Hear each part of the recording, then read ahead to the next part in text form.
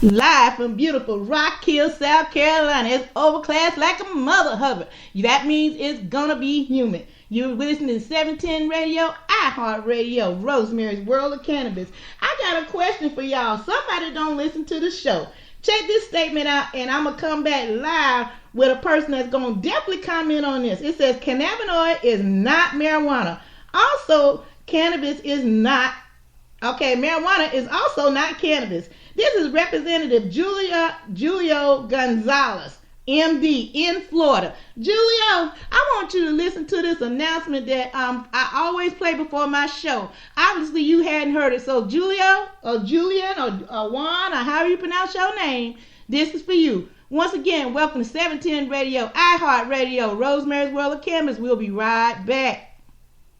Are you feeling like a shadow of yourself? Is your mood on its way down? You could be suffering from low THC, also known as cannabinoid deficiency, caused by 77 years of government interference via prohibition. Do you live in a medical cannabis state or the District of Columbia? Are you over the age of 18 and seeking non-toxic natural health, well-being, and peace of mind? Ask your doctor if cannabis may be right for you. After 10,000 years of recorded human use and 77 years of failed prohibition on the world's most extensively tested plant, the results are in. Cannabis has no known lethal dose and is arguably the safest and most comprehensive therapeutic substance known to man. Cannabis remained in the United States pharmacopoeia until 1941, and cannabinoids are currently patented by the federal government as an anti-inflammatory U.S. patent 6630507. Human brains have cannabinoid receptors. Cannabinoids are lubricants in the human body. Due to prohibition, our bodies have been denied essential lubrication. Imagine never changing or adding to the oil in your car. The use of cannabis for low THC may cause immediate relief, including a general feeling of well-being, chronic smiling or laughing, feelings of euphoria, increased creativity or clarity, a greater appreciation for music and art, the desire to dance, increased feelings of inspiration, compassion or unity, a need for truth and justice, or you may wake feeling more well-rested than usual. It's undetermined to know exactly how many symptoms the use of cannabis may alleviate because of federal prohibition. There were dozens identified in the 1909 Eli Lilly Pharmaceutical Handbook. Currently, over 80% of the population supports the right to use cannabis therapeutically, and 92% of its users have declared significant non-toxic relief. The most common side effects, which are usually mild to moderate and may fade or disappear completely over time, are dry mouth and drowsiness. Other more serious side effects can include growing and repairing brain cells and DNA, or improve vision, may prevent Alzheimer's, dementia, glaucoma, nausea, and suicide, may provide relief from autism, asthma, anorexia, arthritis, AIDS, cancer, Crohn's, depression, epilepsy, fibromyalgia, gout, IBS, insomnia, MS, migraine, pain, Parkinson's, PTSD, and spasticity. Use caution while driving or doing other physical activities until you know how cannabis affects you. May cause paranoia or nervousness, specifically caused by real-life government intervention in your quest for life, liberty, and the pursuit of happiness in the USA. Ask your doctor if cannabis may be right for you. Brought to you as a public service announcement by the People's Plant, a campaign of conscience.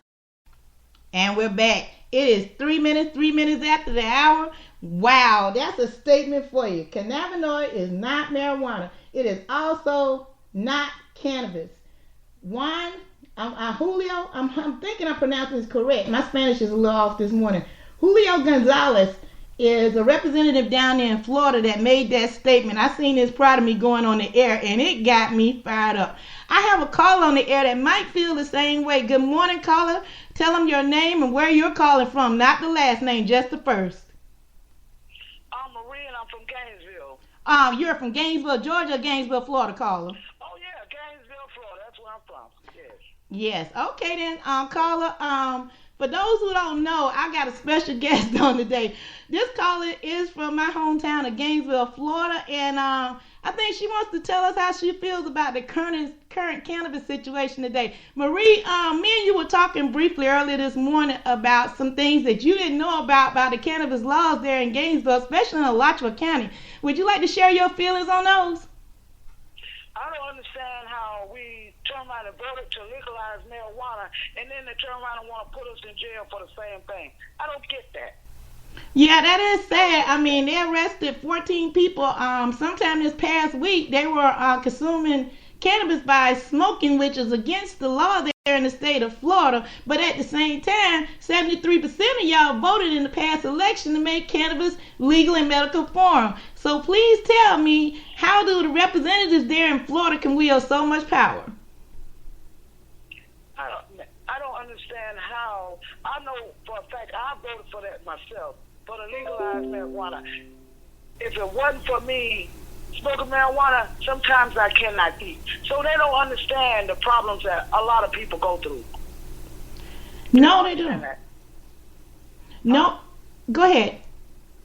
But That's just like you turn around and you voted to get something in, and they turn around and stab you in the back. That's how I feel about it. Yeah, I can totally understand you about that. I mean, because you had me cracking up earlier, when I told you that statement. I mean, y'all just don't know. Y'all missed the off the chain conversation. I wish I could have got her live on air. Today she being a little shy on me. Why this person is so special? She knows my story better than anybody else. This is my sister. When I tell you I'm fighting for cannabis rights all over, I'm not playing with you. This is my sister that's born after me. She suffers with diabetes and other conditions that cannabis can help. And right now, the only way she can afford to consume it is by smoking. So, with that in mind, she's just like me. She's healing illegally. Yes. And for all of them that know, for Trump, I smoke me a fatty for all those that do smoke. Yeah, I tell you like this here, sis. I'm with you on that. I mean, I'm going to leave Trump name out of it because I ain't trying to go down that road, and he like to sue, and I ain't got shit for him, so I don't mention 45, period. You can't see me, I ain't got nothing. All I want is to legalize marijuana and don't turn around and shoot nobody in the back of the head. Just cause of that. That helps out a lot of people. For seizures, cancer, all that there. I don't understand. So you can go to jail for the same thing? Yeah, it's sad. It is truly sad. And then by you being like us, I mean, being in the minority, you're likely, especially in Electric County, to get arrested quicker than anything else. If you're a college athlete that look like us, if you look like us, talk like us, my friend that called in today, Los Marijuanos, him and his group will go down there and get arrested for the fact they're Latino. So it's sad. I mean, it's ridiculous. It's an 80-year lie that needs to stop. I mean, as of now, you got people that's losing money. I mean, just they're supposed to be setting it on fire, and I kind of felt bad, kind of was upset about the dispensaries for a minute until I actually got a chance to read and know some of the dispensary owners. I feel for you guys, but something got to give. I mean, y'all in a stalemate. Some of them got cannabis right now. They can't do a doggone thing with it. They can't burn it. They can't do. I mean, they're in a stalemate. So, what's your comments on this, Marie? They can't. I mean, you have dispensaries all through the state of Florida. Some of them have the flower that you could use, but guess what? If they sell it, they gonna shut them down. Sure is. I don't understand. If you can't get a piece of that cake, you won't let nobody get none. I look about it when we was like in the 70s and 80s. They ain't worried about nobody smoking marijuana. It wasn't even on the table. You could walk down the road just like a cigarette. Now all of a sudden everybody going to jail for it. I don't understand. Yeah, that's crazy, isn't it? Because we were talking about a favorite subject that I've talked about for years on the air in different formats that I've done this different shows. You remember Gainesville Green? Oh yes, back in the day with Gainesville Green, that was on the map. Some of the fire. Oh, fire ain't the word for it. I mean, I would compare Gainesville Green to maybe some Girl Scout cookies or some Maui Wowie. And I think it was crossed with a little bit of Maui Wowie, to be honest with you. Yeah, that's up in the ranks with them.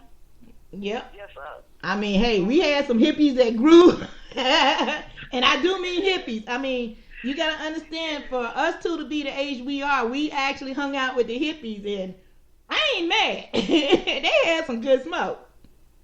Yes, they did. I mean, they really top did. of the line. Yeah. Top of the line.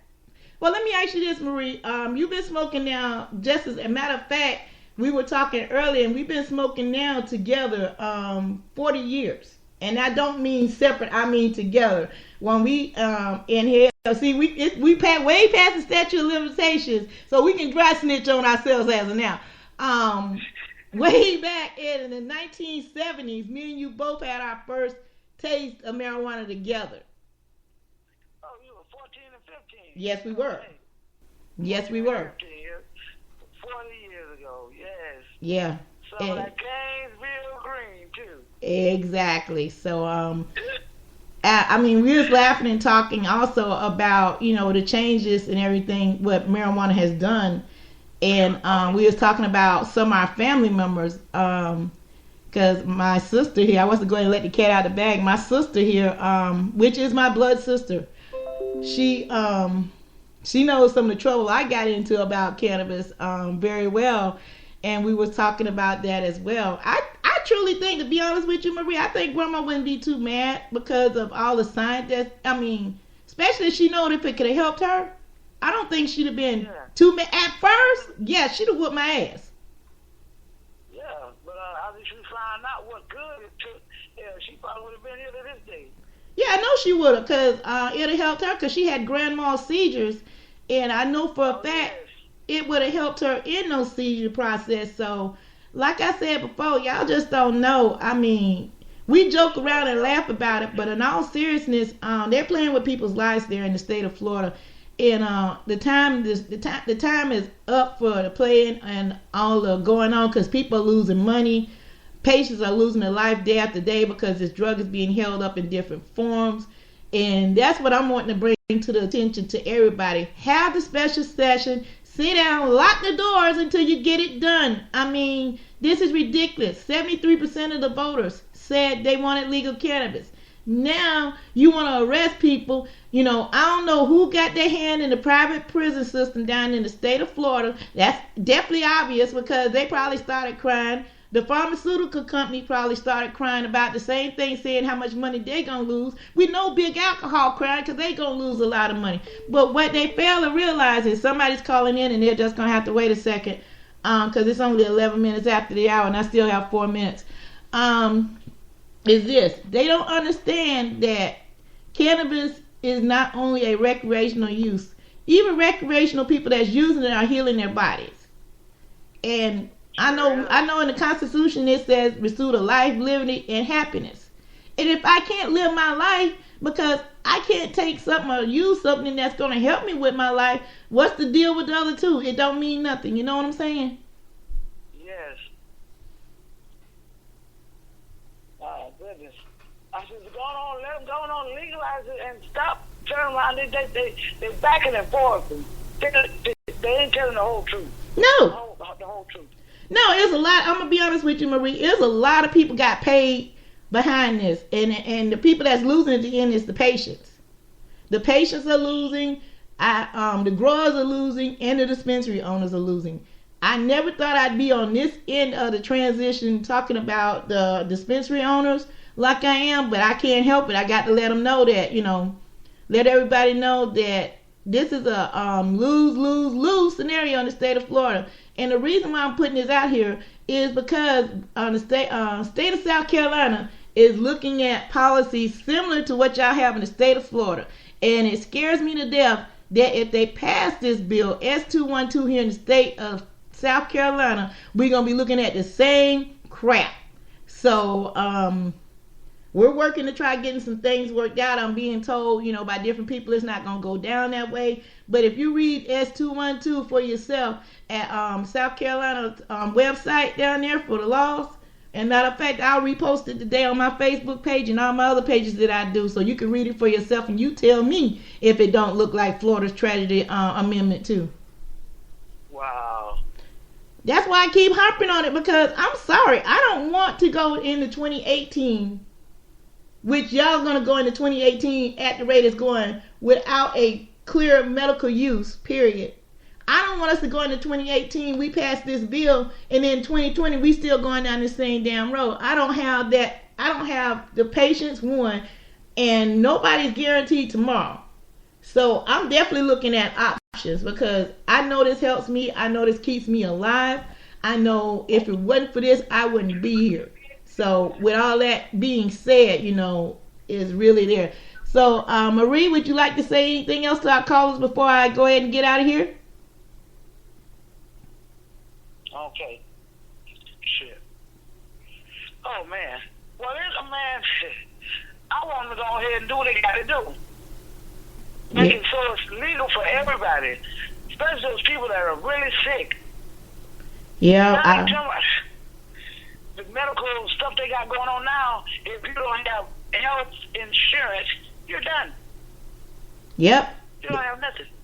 And as far as for medical marijuana, what if the stuff that they give you, it ain't better than the stuff on the streets?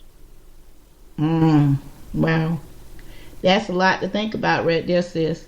Well, anyway, I appreciate you having the time to come on the air with us today. And this is something I like doing, is let other people know about what's going on in the different states from the voters aspect. And I appreciate you voting, sis. I know I had to talk you into it, but I'm glad you did, and I'm glad you got all the rest of the family to come out and vote. Now, it's another petition that's out on change.org that you can go to that's trying to get it legalized, period. So if you go to change.org, it is a petition for the state of Florida to go ahead and legalize it across the board. If you want to check that out on change.org, okay? Oh, okay. All right, then, sis. I love you. You take care. I got to go ahead and get this next caller. All right. All right, take care. All right. Go ahead, caller. You're on the air with Rosemary's World of Cannabis. Who's calling today? Hey, Rose, how are you? It's Carlos. Hey, Carlos, you call in right on time. I mean, I couldn't ask for perfect time, and I just got off the air with my sister Marie. She was calling from Gainesville, Florida, and we was talking about some of the current situations down there in that area. So, Carlos, could you tell everybody who you are and where you're calling from today? I am Carlos. I am out of Washington State. I apologize for yesterday. I know I was supposed to be on your show yesterday. I was looking forward to it. I had a Memorial Day event. Things kind of got to me. So I just got really excited a little bit earlier. I tried to call in a little bit before my time. You got me so motivated by some of the things you were saying. I just want to thank you for doing what you do, first off.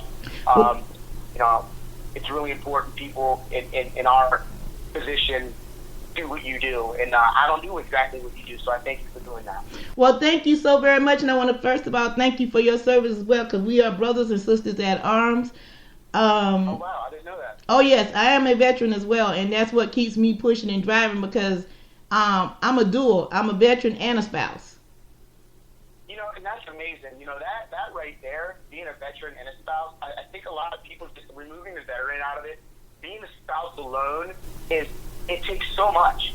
I mean, I don't think people truly understand, because when I was in, I worked with, the FRGs, and I worked with the spouses, and I'll tell you this, you think as the soldier, granted, yes, we're over there, we're going through maybe the traumatic experiences, we're missing our families too, but being back home and having to deal with the family and the bills and everyday life, over there you have your mission you have to worry about, and your buddies to your left and right. But back at home, you have to worry about so much. So, I mean, that's wow. You're just Superwoman over there, aren't you? That's awesome. Wow. Dang, you almost got tears running my eyes, man, because I was an FRG leader for 10 years. I have the Joan of Arc Award. Wow. So, yes, you are talking to one of the few that have the Joan of Arc Award for volunteer service. Tell people what that is. Tell people what that is. I feel like that's amazing. I'm honored talking to you. I mean, I don't think people truly understand what you do. I mean, FRGs are the core of what made that unit run, because if you didn't have that FRG, those soldiers wouldn't be in the right place knowing their families could turn to somebody, or knowing there were events happening, or knowing there was a community there. I mean, I know I wouldn't have been able to. I wouldn't have been able to silently deploy if I didn't know my wife at the time was able to turn somewhere to seek help and support, which she did. I ended up getting severely injured in Afghanistan. It ended my career. It was one of those unfortunate situations where I wish the Army was more responsive to candidates, for treatment, and I'm going to rewind a little bit, if that's okay with you, and just kind of start with the beginning of my story, if that's okay. I ended up getting out at 4, and this is kind of just my journey into what I call being a victim of the drug war, because that's what we really truly are in. We didn't call it that. The nation has called it that. I mean, you can go back in time and you can pull up, clips on YouTube. Just YouTube the drug war, on YouTube. And you have so many things come up that are accurate about our history and why there is a drug war on America. I won't get into too many details of that, just because I encourage people to do some self, searching and educating yourself. Go on Google, go on YouTube, and Google the truth about the drug war in America. That's all people have to do. I'm telling you, it will be so eye-opening. But for me, it happened in a real-life kind of way, because being adopted at 4 from a different country, I was adopted into a white family. Both of my parents were white. I lived in a very, very affluent white area. My dad was an attorney. My mom was a private school teacher. So a lot of what I had to do for my understanding of what, culture was, because my parents were very uncultured, I turned to TV and I turned with the media, and I ended up starting running away at the age of 8. Well, I'll tell you this, when I ran away at the age of 8 because I lived in Maryland, I ran into Baltimore City. It is unfortunate. That was my first reality of the drug war, because I was noticing at the age of 12 when I ran away, my friend's dad that lived in that really white, rich area, when they get locked up, they'd go to court, they would come home, and they would be in school. But then my buddies down in the inner city, again, same age range, when they would get locked up, they would stay in jail for months, just awaiting trial. And I'm talking about children. So as I continued to hang out, I started using cannabis. My mom was a huge, huge advocate of DARE. I don't know if you guys remember the DARE program. Oh, all too well. Yeah. Oh, man. The DARE program, I feel, was probably one of the biggest PSYOP programs ever to be implemented on the United States youth and some of the younger parents of that time.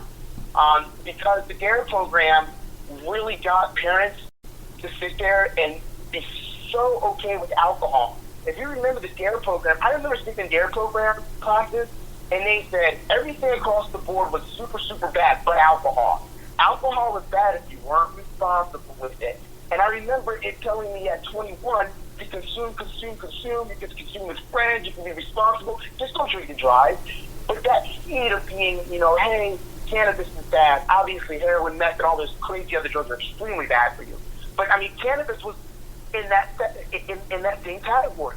So with them sitting there throwing the DARE program at people, which to me in turn was truly, encouraging the use of alcohol and medical prescription pills, because that's another thing the DARE program was very, positive on pushing out to the community was if the doctor prescribes it, it's okay. My mom, unfortunately, fell a victim to that whole program. And when I started smoking cannabis, because they weren't having that DARE program, which I thought was really odd, too big in the inner city. They were just locking kids up. They were just locking people up. They weren't even giving people a chance. The DARE program was actually a program, so let's say, and this is how I know about it, I got locked up because my mom called the police on me for smoking weed behind the shed. My own mom, I love her. She is, again, for being a woman that came to a different country, pulled me out of a situation probably where I would never be where I am today, loved me through I was a shitty kid because I was going through so much with being a guy, okay? She's never stopped loving me, but, she called the police on me. And that was my first reality of, now I'm experiencing being a victim of the war on drugs. Because I was sent to a place called Boys Village in Maryland, Cheltenham, Maryland. And this was a detention center in between D.C. and Baltimore. And when I went in there, I'll tell you, it was a place that I never thought would exist. At the age of, I was 13 now, because I started running away at 12. I did it for about a year, then it was around 13. And when I experienced the place with no hope, because I remember I came from parents who were attorneys and teachers. I came to a place and I just was surrounded by people that had no hope. And, I really learned then about the prison industrial complex system, or whatever they call it, the industry, how that works. And it starts at the youth, and it starts with something as minor as a plant. Because I'll tell you this, most of the time when I was a kid, a lot of my friends were either getting locked up for cannabis use, and it's still happening now in the inner cities. And this is mostly in the inner cities because I go out with a group that I'm a part of, which I'll get into a little bit later. But it's, it's cannabis, and it's minor stuff I know in Seattle, like tagging. You know what I mean? If you go into LA, you'll find that really, a racket too. But again, it's the cannabis that I'm going to focus on. And that's what they've been using to hone down on minorities, and they're hitting our children with this. But people are noticing that. If you go into Maryland, I'm sure South Carolina, and you look at your juvenile detention centers, and you look at the statistics of children that are in there for substance abuse or substance use, because, their parents can't control them using cannabis, you will be shocked to see how many kids are probably locked up in your state. No, I wouldn't be shocked at all. I wouldn't be shocked at all, because by me being from Florida and currently living in South Carolina, I get to see it firsthand in both states. Matter of fact, me and my sister that was just on the air, we got to see it firsthand. And I got to see it at the level that it affected more than just us as youth of the community. We had college students that were losing scholarships. African American, Latino students that would lose their scholarship for use of cannabis, put them all on the news. But unfortunately, I hate to use this term white, but I must, white students, same age group, they got a slap on the wrist to finding community service. So you tell me, and I love my Gators with all my heart, but however, I have to state the truth. That's not fair. And this has been going on for decades. Decades. The war on drugs was really pushed down in the 1970s. And if you listen to the tapes with Nixon, Nixon is telling everything. He admitted it. I mean, that's why I encourage people to Google that, because when I find myself, when I tell people that myself, I get the weird eye, or I get the, oh, you must be tripping. And I'm like, you go hear it from the horse's mouth, go read it from his own Johnny Hancock. Like, this is something that I'm not bringing up just to make you interested in what I have to say. These are cold, hard facts. And, you know, with getting locked up as a youth, you know, I'll rewind a little bit. I ended up, you know, just experiencing that my whole youth because of cannabis. And I ended up running into a wall where I was finding myself homeless. I was finding myself, I did graduate high school, thankfully. Again, as a parent, growing up in the environment that I grew up in, I was not allowed to fail. No matter how much I wanted to fail myself, I was not allowed to fail. And again, it's because I lived in a very white area. Not to put it that way, but that's what it was. Because it looks bad on the area if your children are failing. You know what I mean? No matter if it's one child to you know 30 children, they would not let me fail. They had a program, literally, I remember, where I got to finish my high schooling on a computer, my high school education. When I went into the inner city schools, I remember my buddy Bryson, he didn't even have that option. You know, and I'm like, oh shit, so you don't get to get your high school diploma, but I do? Like, that's crazy.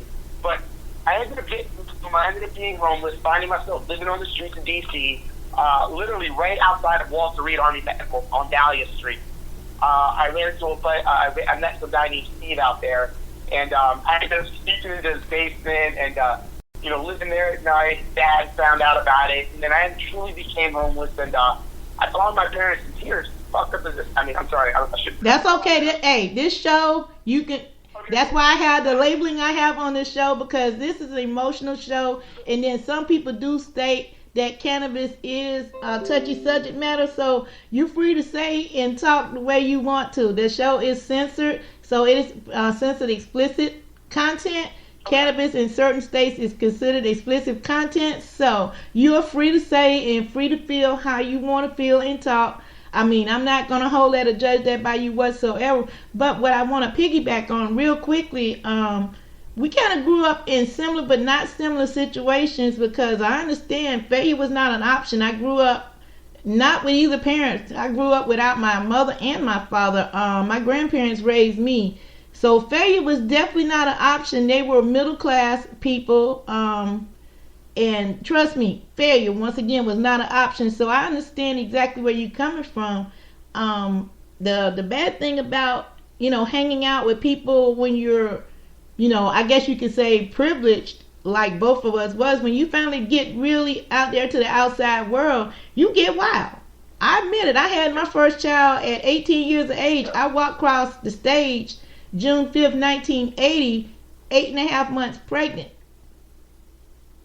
So you did it though.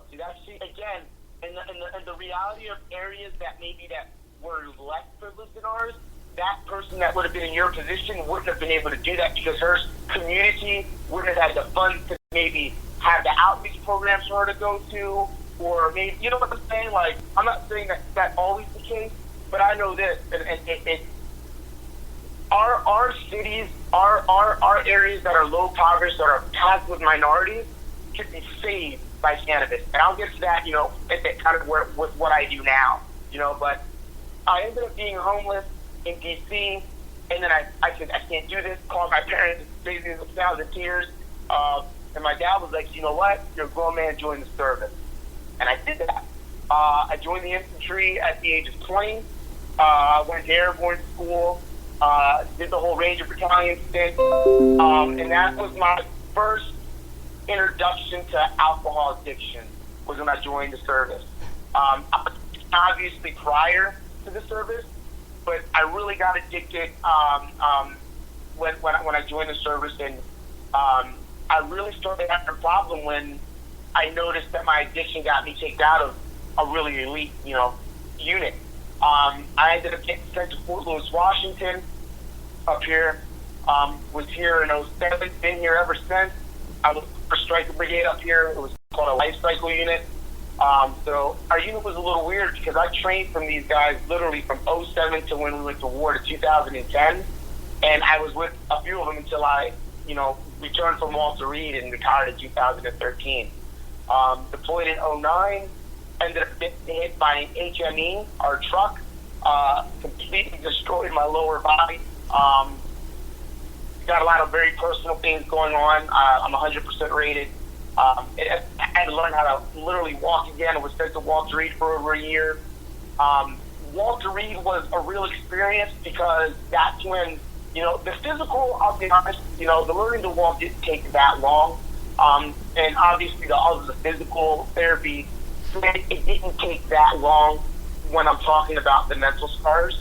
The traumatic experience from just, everyday smells like gas or, dust or, loud noises because of the explosion, or even just, the trust.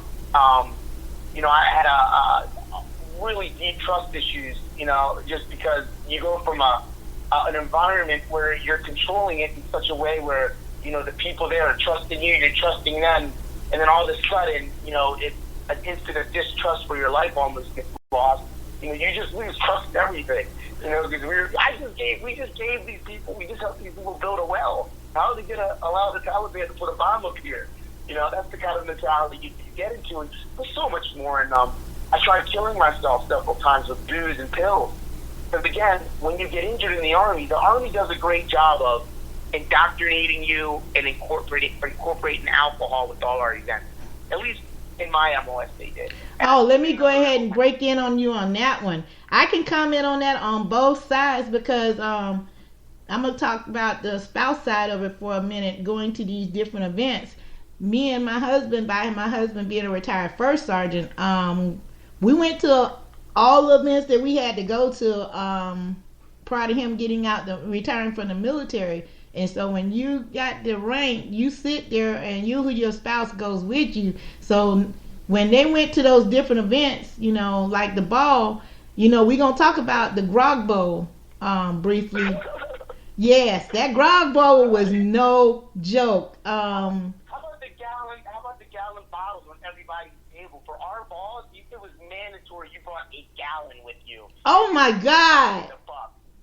We went, but again, that was fully acceptable with 5-2 to an infantry. They got reflagged at 2-2. They disbanded my brigade. Unfortunately, do you remember the kill team? Yes.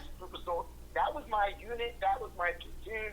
That was damn near my squad. I wasn't there for that. I got injured prior to that. And I would love to share when I get to that part of the story, kind of, why they did that. Okay. And while I'm on it now, I'll say it. The reason that happened was, and just to kind of briefly sum up what happened to people, guys ended up going over there, killing innocent people, and they're serving jail time for it, and rightly so. But what I want people to understand is those guys were failed because for 4 years straight, we trained to go to Iraq. We trained for counter guerrilla insurgency, meaning we were training to kick in doors, and that's it. When we got a month before going to a war, we were told, hey, an NTC, which is a big training brigade you go to prior to actual theater, meaning prior to actual war, it's your practice zone. For people that are listening, NTC is the practice location for soldiers to go before they do the real thing. When we went to NTC, mind you, 4 years of training, thinking we're going to Iraq. We get told we're going to Afghanistan as the first Stryker brigade over there, okay? And we get told we're not only going to Afghanistan as the first Stryker brigade, we're not going over there for counter guerrilla insurgency, we're going over there for hearts and minds. Wow. That's deep, You were man. programming guys for 4 years. You were programming soldiers for 4 years. I mean, I'm talking about Yakima for 2 months at a time. They were calling our brigade the Lost Ranger Battalion because we were in shoot houses. We were regular infantry battalion. Dang. You know, because we were doing, I mean, this is unreal. I mean, and then we get there and we're now building wells and helping people, which is amazing. But, you know, again, you do not train guys for 4 years, day in and day out, and expect them, once we start losing people, to not get some type of animosity and want to fight back. Because, again, it became a point where it was robbing Peter to pay Paul is what the villagers there were doing. We give them a lot of money. They say thank you. They tell us where the Taliban maybe was in a cave. We go hit them. Meanwhile, while we're hitting the Taliban would come to their village, give them some goats, and be like, let us set up this ID. When they come back to thank you, we'll blow them up. Wow. When that happens, people lose their shit. You know? And there's no excuse, and they're rightly so in jail. But again, it's just hard training with those guys. And then when I know people have heard of that unit, I just don't want people to think those guys went in there going to want to convert people. War changed them. It changed the young guys. It was no excuse again because people have been put in that position, many other units. But, you know, it's just, I wanted people to know the minor details. So I got injured. I tried killing myself several times. At Walter Reed, they were amazing with my care. They sent me to inpatient rehab twice. Once in Fort Gordon, which was a 30-month inpatient rehab, was the worst. It was probably the biggest indoctrination to AA. I don't know if you're familiar with AA, which I think AA is awesome if it works for you, but for somebody who needs cannabis, AA won't work for them because of their whole perspective on you are just substituting, you know, one for the other. Exactly. So AA wasn't able to work for me. You know, I think the 12 Steps was an amazing program. I implemented in aspects of my life all the time. Certain steps, you know, I think it's a really healthy program. I think they're really healthy steps if you can implement them in a healthy way. That didn't work. Tried killing myself again with booze and pills because, again, the Army does a great job of giving you booze. They also do a great job of forgetting that most of their active duty members and close spouse members tend to be drinkers too. So when you get injured, like let's say you're running and you hurt your knee, or let's say you're a guy like me and you get blown up and hurt overseas, they give you painkillers. Like, I mean, it's not hard to get prescribed painkillers or some type of, you know, narcotic, you know, and they just give it out to guys. And now we're mixing booze with pills. And do soldiers ever really listen to don't mix your booze with your pills? No, because a lot of the time they have an alcohol addiction they're not identifying. You know what I mean? That is so true because you got to think about it. I'm in the same boat as you. I did not use alcohol prior to going on active duty. By the time I got off active duty and met my spouse, man, I could sit there and drink him up under the table because, alcohol was such a part of the system. I mean, shoot, when I left Fort Lee, Virginia from doing AT up there, I was up to a 12-pack of Slit Small liquor with no problem. And that's playing softball, tournaments. We're out there in the heat of the day, drunk as a skunk, me and 9 other females, but we went in tournaments out there, and then the first sergeant buying us, notice I said first sergeant, bought us more beer.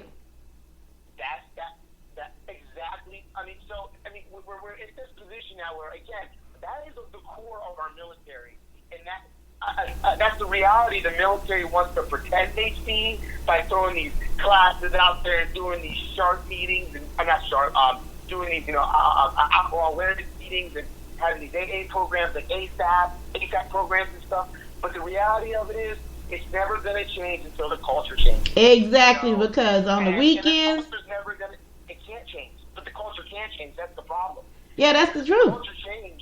If the culture changed, it has been such booze and certain really negative things, like, prime example, the stigma of I'm too strong to get help. Those two things have been such a part of our military for generations. Exactly. As the military's been around, it's a part of the machine. That is so true. Machine, you're gonna have man, that's why the reality of cannabis being introduced is such a fear, I think, to whoever is making these command decisions on a higher echelon level, because they know that for like me, cannabis stopped literally. So I did another inpatient rehab down in Warrior, Alabama. Complete failure. That was a 3-month inpatient rehab. I met some amazing people there. I mean, lifelong friends. That was probably the best thing I got from that inpatient rehab. And I ended up getting out of there. My whole thing at Walter Reed was they were trying to retire me. I was trying to stay in. I wanted to be one of, because at the time they were transitioning to letting guys that got hurt stay on duty at that time. So I wanted to be one of those guys. And they sent me back to my unit. I couldn't have rucking, too much weight for the stuff in my back for the injury. Some other personal things that I had to maintain during the field wasn't just a reality for my MOS. So I tried to reclass, and my ASVAB stuff to be split up. Again, I didn't apply myself in high school. Wasn't the brightest guy when it came to school. So the ASVAB being so low left me at a position where the other job that I wanted, I had to have a higher ASVAB score. Again, the recruiter kind of boned me, I think, at the time, because she definitely didn't tell me I could pick my job. She picked the job for me, and she picked the in the hospital working for glasses, doing some kind of LASIK stuff. I don't know. Which she could have picked something with a lower ASVAB, but I think the Army just was trying to get guys out. That was her way of getting me out. Oh, wow. In the process of downsizing. Again, this was back, now I'm in 2013 time frame, okay? So we're downsizing now. That was her way to, it was really jacked up. I think it was a way to So I got a question for you. If I remember correctly, I think it was in 99, 2000, maybe a little bit further back from that, because it's been quite a long time. The Army, when they was doing their drawdown once before, after the first Gulf War, they issued automatic payouts. Some people got paid up to like $70,000, $80,000, and I'm surprised that they didn't do that this round.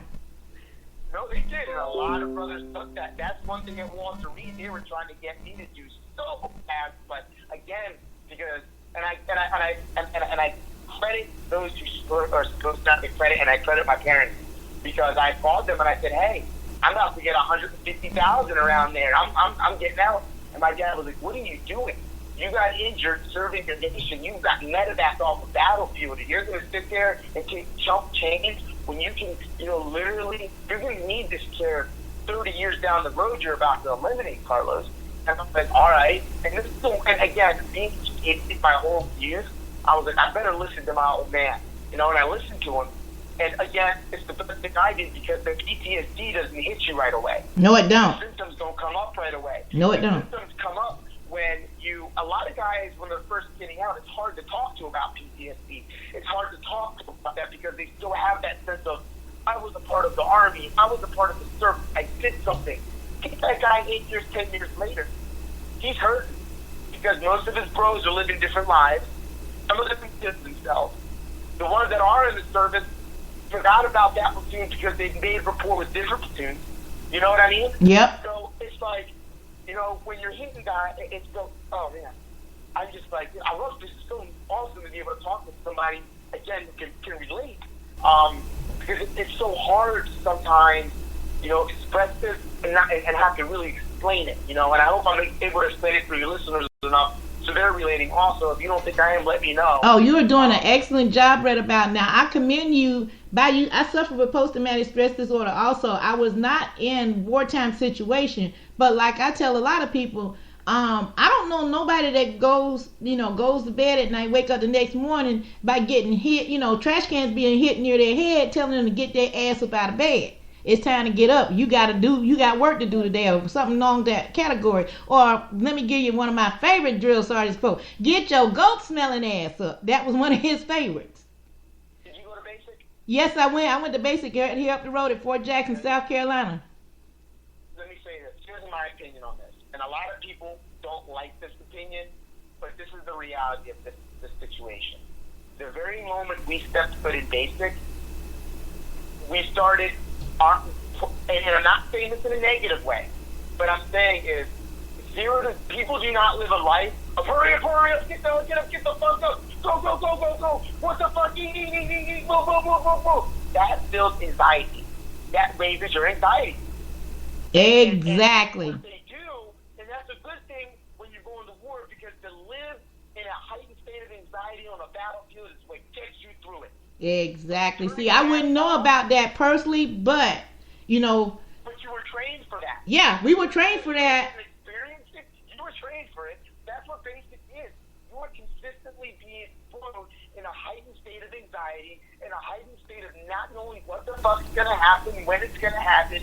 Because again, and then when you're in your unit, remember in your unit, the surprise, stupid bullshit inspections, the dumb layout. Oh, yeah. 3 o'clock, what the fuck? You got to be here at 3 o'clock for the... On the dot. God help you if you were late. All that stuff isn't done because the army's paid up.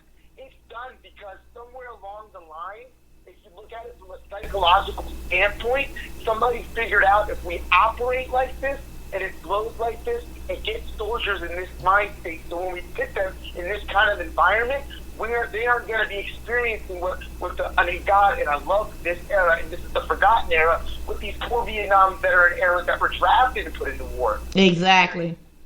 Okay? You know, and it's like, now we're you, me, anybody that has been put in that kind of, you know, whether it's 1 to 2 years, whether it's 20 years, you know, we are being put in that heightened state. And it's not a bad thing at all. It is a very good thing for the contract we signed and knew what we were going to do. The problem is the Army, during our out processing, during, you know, potential relief options, you know, I don't think that, let's say, prime example, during my injury while I was at Walter Reed, I think I should have been able at Walter Reed, instead of using, painkillers, I think I should have been able to have used cannabis. I agree. Am I really right now an asset to my unit? No, my job is to heal. So why, when I'm healing, if you know I'm an addict of alcohol, are you even going to introduce morphine to me? Well, see, this is the thing, though.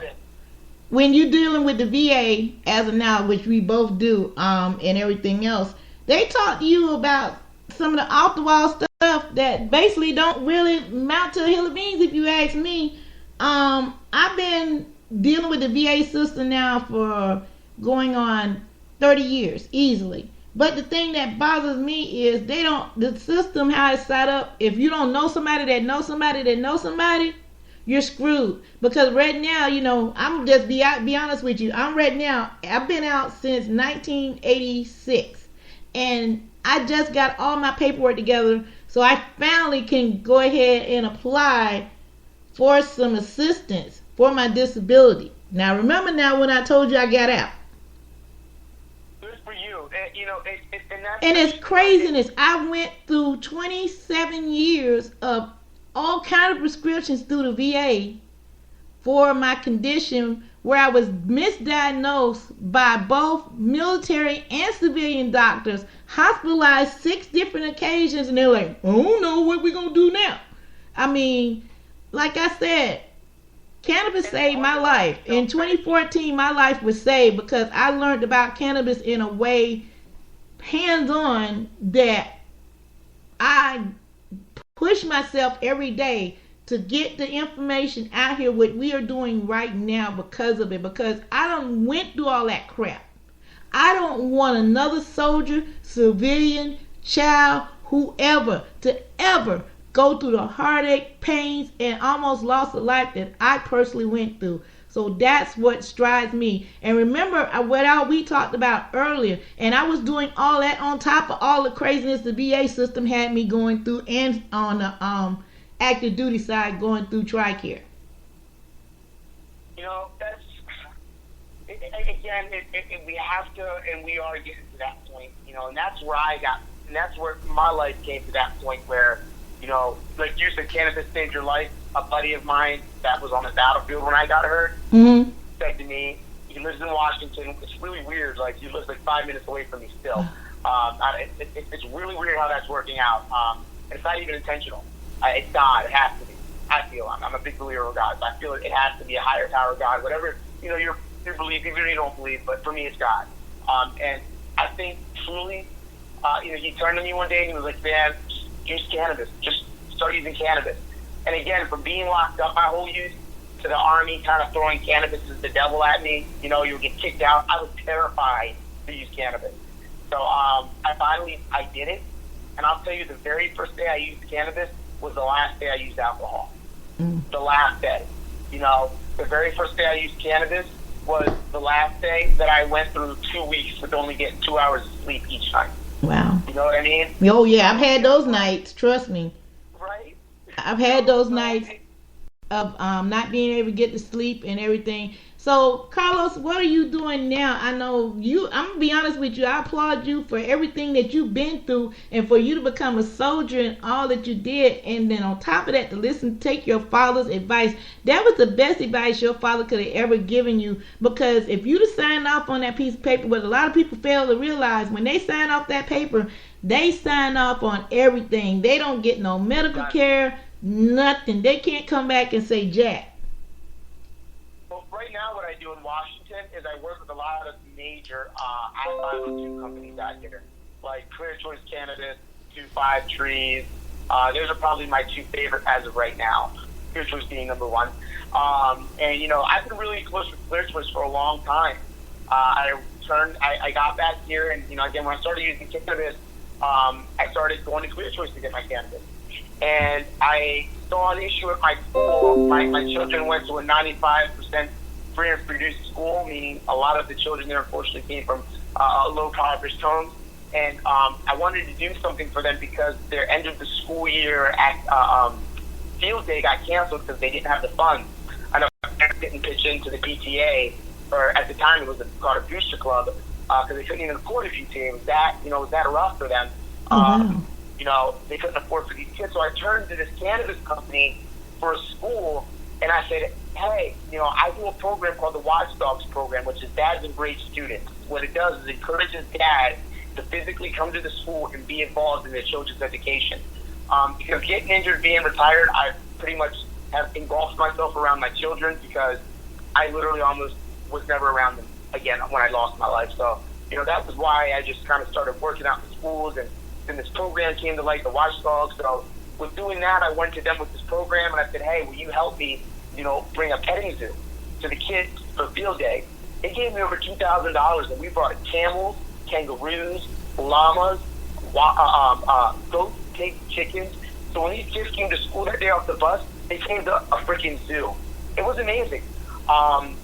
We invested police canines. Clear Choice and Company invested police canines, Spice Canine Fund. Kind of the same deal. We wanted to give the kids something kind of something to work towards. So we set up this event where the kids, it was kind of like a relay for life, where the kids come to the high school track, they walk around. We played a whole bunch of really cool kids spots for them, had some vendors out there, non-cannabis related, more community stuff like dental assistance, stuff like that. And at the end, Clear Choice gave a big old check, and we were able to help get a canine for a police department invested. Wow. We've given money to soldiers and the Soldier and Family Foundation on Joint Base Lewis McCord. That was for my old unit. Basically what that is a big memorial on Northport if you ever go on to JBLM. And that memorial was built for the guys that were lost in my unit. And we lost a lot of guys. We lost 7 dudes in one day. That's how unreal our deployment was, just because of the area we were in. So, just to have them give money to maintain that, it's stuff like that I've been doing within my community with cannabis funds, because to me, it's about breaking that stigma. People see cannabis and they automatically think, lazy, munchies, criminal, drug dealer, when it's like, the reality of the situation is if you look at this plant and you look at, just even what we are trying to do with it, that is for areas like Baltimore City, for, and this is going to be, it might kind of sound weird, but this is how I feel. When I was in the city at my earliest daughter, at the age of 19, I noticed these guys had the most elaborate, when it came to how to lock the block down, how to truly get stuff pumping in to keep it so that, law enforcement was not raiding them. They had some of the most intricate plans. And I'm like, man, if you just implement your brilliant mind into a business with what you do now, you game over. And that's what the cannabis industry, I feel, is for some of these guys out here that are already selling cannabis on the streets. Why is it that the guy in Baltimore selling cannabis out of a dime bag on the street is getting, serious time, or Chicago is getting serious time, but the guy in, Washington, California isn't? It's because the people in Baltimore aren't educated. That's why. They aren't having people going in there saying, hey guys, we need to get a group together. We need to get a group together. We need to have board members in this group. And we need to go to our legislators as a minority base and say, wait a minute, why are all these licenses being given out to people of that complexion? That is so true. When we first got licensed out of 50, it was insane. Washington State, like when we first got licensed, I think it was a Bud and Leaf. A Bud and Leaf. That was the name of the I-502 right here. Mm-hmm. They were like one of the, maybe 3 out of 50 that were minorities that got licensed. And it was a quote-unquote lottery. But, the reality of it is this. When you lock one area and add in one area and use it as a tool, and I'll tell you this, to break homes, and you leave it like that and don't educate people like you educate in another area where, hey, you can get it like this if you're 21 and you do this, that's a super injustice, and we cannot look on for others to educate our own community. We have to reach out, we have to educate ourselves and bring it back in a way that we can reach our community, because I'll tell you this, I've also noticed companies go into low-impoverished areas, and they'll culture most of the shit out of that by coming in there, showing kind of the intro of the cannabis, getting a lot of really cool perspectives, taking completely eliminating those people, minorities out of it, and then running with it. Exactly. We truly have to, if we want to maintain and sustain and break our hoods, our projects, our ghettos, our inner cities that are extremely, I'm talking about the little projects, because there's some areas in the cities that are great. You know what I mean? Mm-hmm. Not every area in cities are bad, and people need to stop thinking that. You can go into the city, you can go into some amazing communities. Exactly. Even that are in low-impoverished communities. Mm-hmm. Hey, Carlos.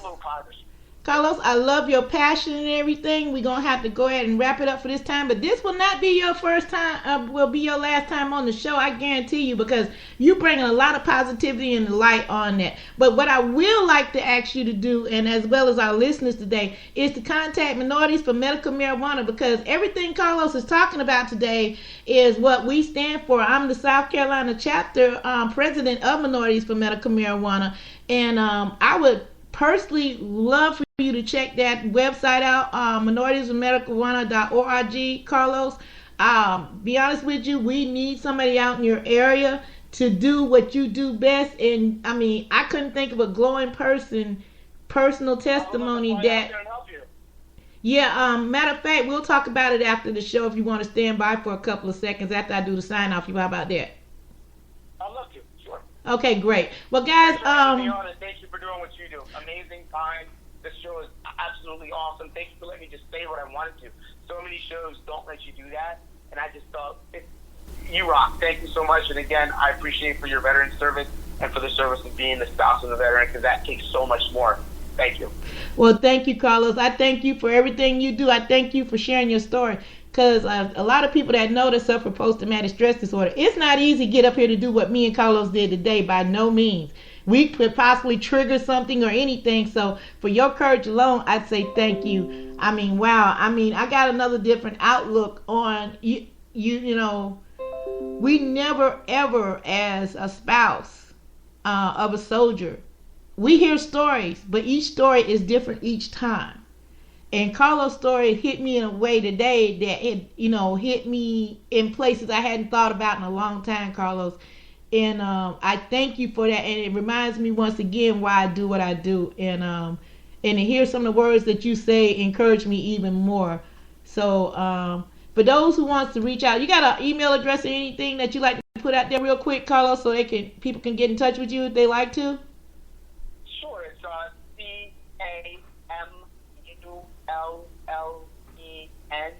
CAMULLEN86 @gmail.com. And if you want to just reach out and say, hey, what's up, I'm very cool with just having a conversation. If you need help, please reach out for help. Hey, thank you so much, Carlos. Hey, guys, this is our time for today. Thank you again for tuning in. 710 Radio, thank you for being who you are. iHeartRadio, thank you for being who you are, letting me be who I want to be. This is Rosemary of Rosemary's World of Cannabis, and like I said before, we're not free until we all free. Until next time, ladies and gentlemen, I love you all. And remember, I do what I do because I want to, not because I have to. I'm out.